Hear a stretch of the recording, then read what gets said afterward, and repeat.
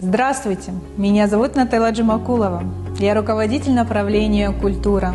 Важные задачи, способствующие возрождению и сохранению этнокультурного наследия, мы решаем через организацию и проведение мероприятий уже многие годы. С 2007 года реализуется проект «Песня года».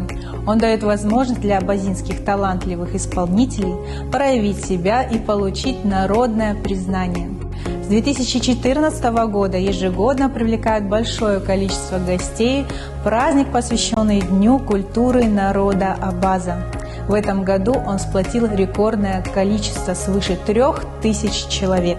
С 2021 года осуществляется проект «Этнофото», который позволяет запечатлеть уникальные моменты обрядов и образы абазинского народа.